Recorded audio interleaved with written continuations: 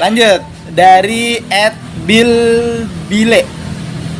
Cara melawan rasa malas untuk murojaah yang paling ampuh. Ya. Udah dapet apaan? Ngafal doang nih semangat, tapi pas murojaah susah. Malas. Apa yang dilakuin Jia?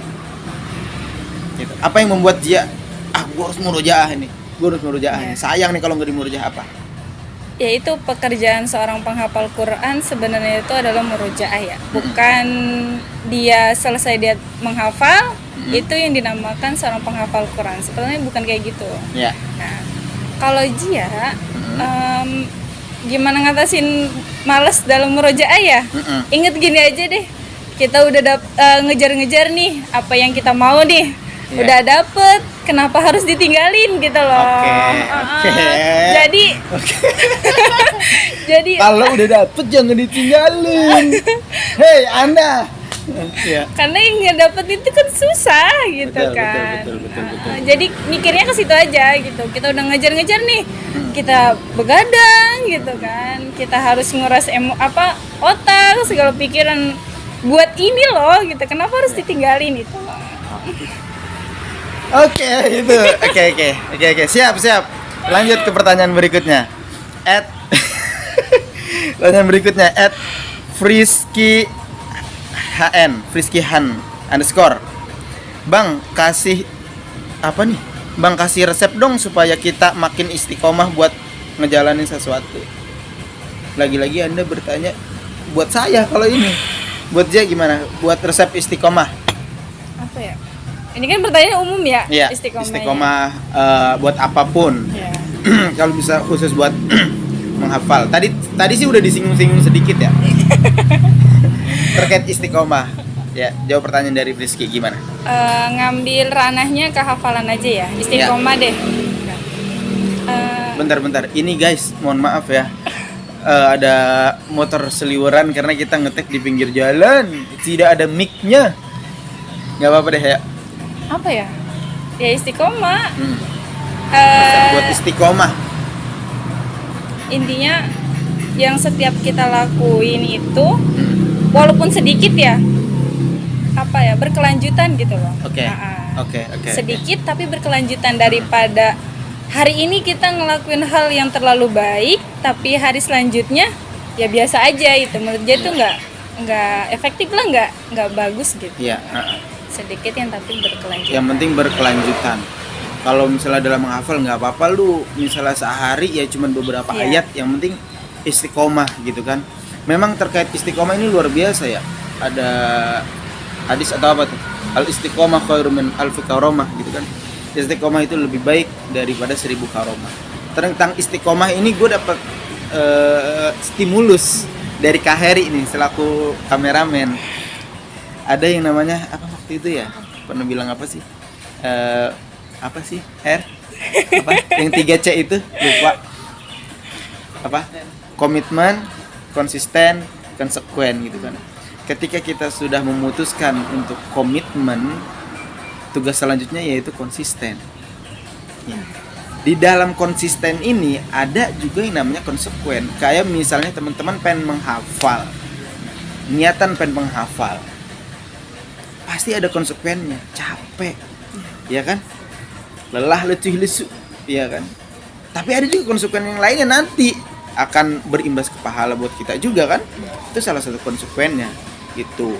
Jadi kapan kita memutuskan untuk berhenti, lagi-lagi itu kita gagal. Makanya gue suka banget dengan salah satu quotes yang seliweran di TikTok. Kekalahan itu bukan ketika kita kalah, bukan ketika kita terjatuh, bukan. Tetapi kekalahan yang sebenarnya adalah ketika kita memutuskan untuk berhenti mencoba. Ketika kita memutuskan untuk berhenti, tadi kata lu jadi titik, itu kita udah kalah. Maka keep istiqomah teman-teman. Iya, berfaedah sekali omongan kita hari ini. Oke, next. Ada yang bertanya dari dulu kita memilihin pertanyaan tadi, ini belum dipilihin soalnya. Dari Manusia Nolep 20. Enggak tahu. Manusia Nolep 20. Mau ngehalalin kira-kira persyaratannya apa? Ya ke situ-situ. Mau ngehalalin kira-kira persyaratannya. Kalau buat Zia selaku perempuan, ada seseorang yang pengen menghalalkan. Mungkin setelah ini nih dilihat orang-orang kan. Ya Allah, mau tidak siapa. Iya, untuk sampai saat ini udah ada calon belum? Apa? Udah ada calon belum untuk saat ini? Calon. Heeh. Lagi diproses sama Allah di Ares. Lagi diproses. Udah atau belum berarti? Udah. Udah ada calon. Anda jangan berharap. Aduh, saya baru pendaftar ini. Ya, udah ada calon. Udah ada calon. Ini enggak direspon omongan saya. Oke, next. Apa persyaratannya? Ada persyaratan khusus nggak nih? Kalau Zia selaku, iya kan perempuan hafizah juga kan teman-teman ya. Kira-kira seorang hafizah ini ada persyaratan tersendiri nggak? Kan ada tuh, misalnya hafizah, terus pengen cari suami yang hafiz juga. Misalnya pengen punya suami yang katakan punya pondok pesantren misalnya. Misal, gimana kalau Zia sendiri? Apa ya? Dulu Iya. dulu tuh sempet awal ngapal Quran ya. Aduh, kayaknya punya suami ngapal Quran juga enak gitu kan. Ya. Tapi makin kemari mikir jauh ya. Kalau misalnya mikirnya dulu tuh karena biar ada teman murojaah gitu kan, gitu. Dulu kan masih nggak mikir jauh kan. Tapi makin kemariin ngerasa hafalan Zia tuh hanya kayak gini gitu kan.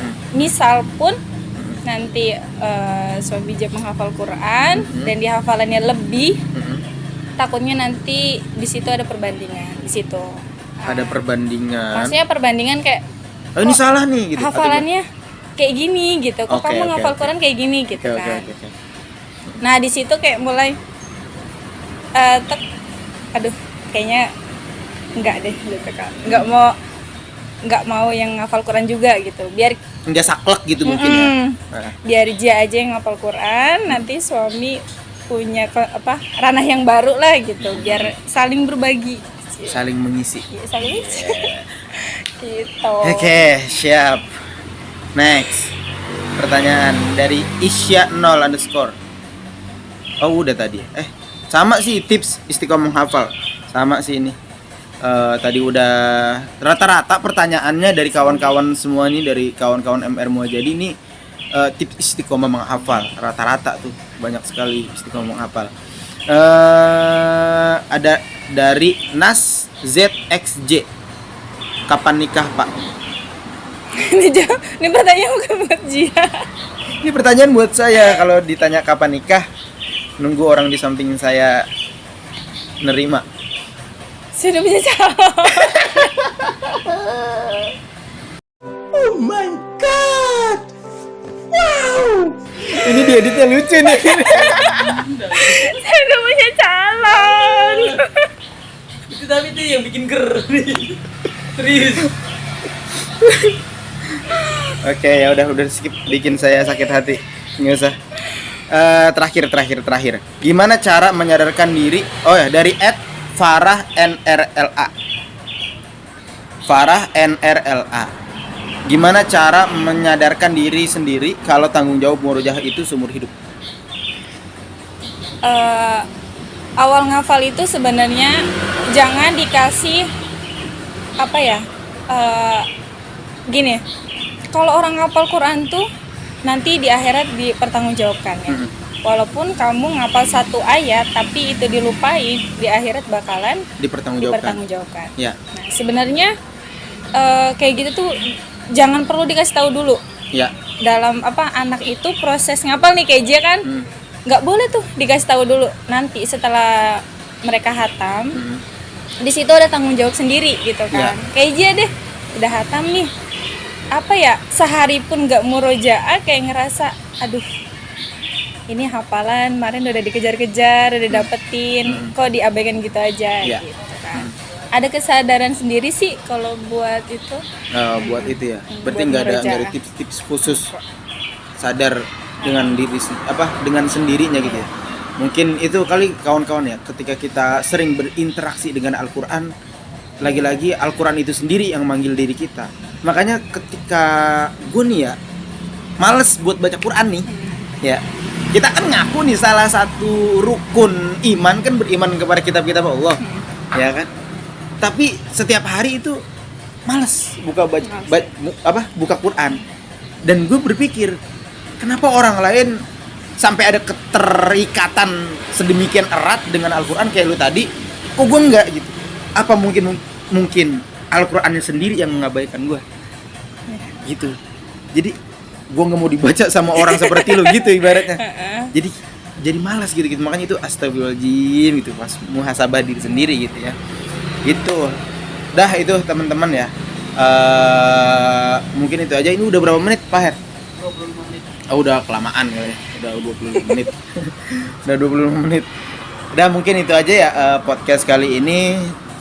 Lagi-lagi teman-teman yuk ngaji, yuk baca Al-Quran. Kalau bisa teman-teman naik ke tingkat berikutnya yaitu menghafal, karena bacanya aja teman-teman itu udah menimbulkan efek pahala yang luar biasa. Iqra'ul Qur'an fa innahu ya'ti yaumil qiyamah syafi'an li ashabin gitu. Bacalah Al-Qur'an karena sungguhnya Al-Qur'an itu akan menjadi syafaat di yaumil qiyamah nanti. Itu baca doang bisa dapat syafaat. Ada lagi apa sih namanya? Apa tuh? Khairukum man ta'allamal Qur'an wa 'allamah gitu. Apalagi hadisnya ya, baca Qur'an ya. Apalagi teman-teman menghafal gitu. Di mana teman-teman nanti di akhirat diberikan privilege khusus sama Allah ketika teman-teman mampu menghatamkan Al-Quran, teman-teman dibangga-banggakan oleh penduduk surga gitu kan.